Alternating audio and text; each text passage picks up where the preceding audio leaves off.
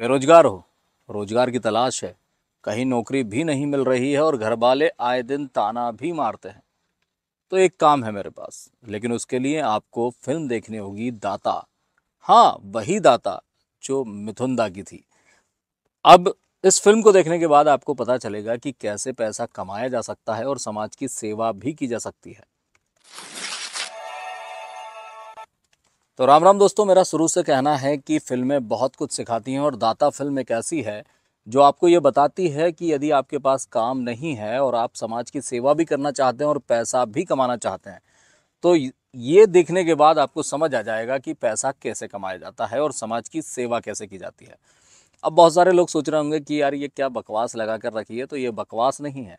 दाता फिल्म में मिथुन दा उन लोगों को लूटते हैं जो गरीबों को लूटते हैं और उस पैसे को गरीबों में बांट देते हैं।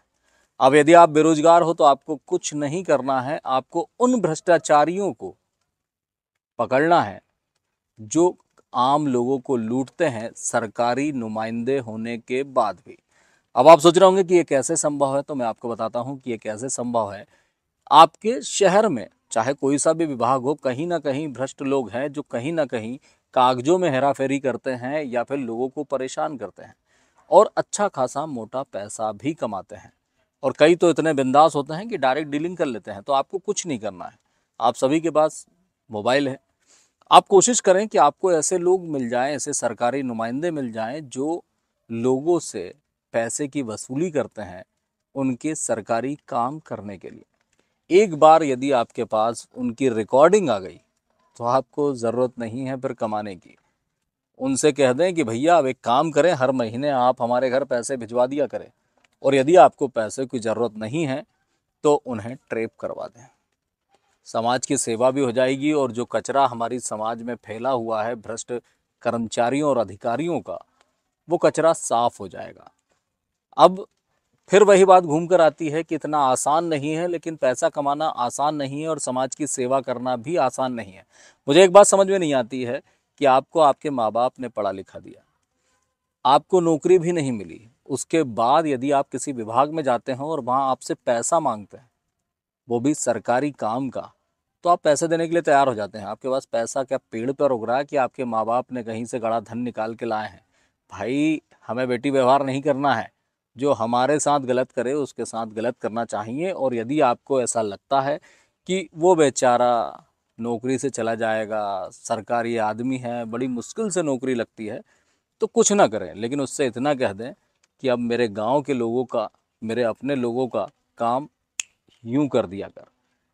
अब आपको सारी चीज़ें समझ में आ रही होगी, तो मैं आपको बता दूं कि ऐसा सभी जगह है। हम तो कहीं दूर ना जाएं, अपने शहर में ही देख लें, हर विभाग में कहीं ना कोई लूट ही रहा है। वैसे बहुत से लोग बोलेंगे कि यार मोबाइल लेकर जाएंगे तो उन्हें पता चल जाएगा कि ये रिकॉर्डिंग कर रहे हैं, तो टेंशन ना लें।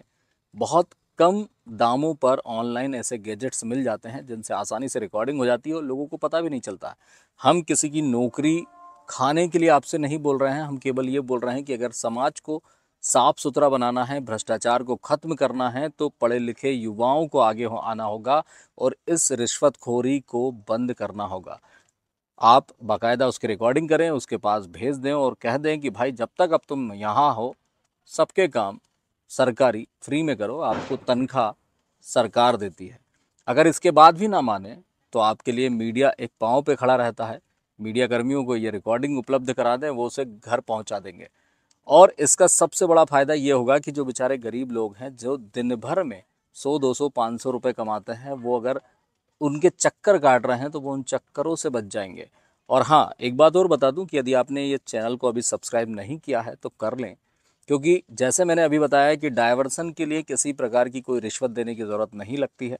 केवल आपको वहाँ निर्धारित शुल्क जमा करना है। आप ऑनलाइन भी कर सकते हैं, उसके बाद 15 दिनों में अपने आप हो जाएगा।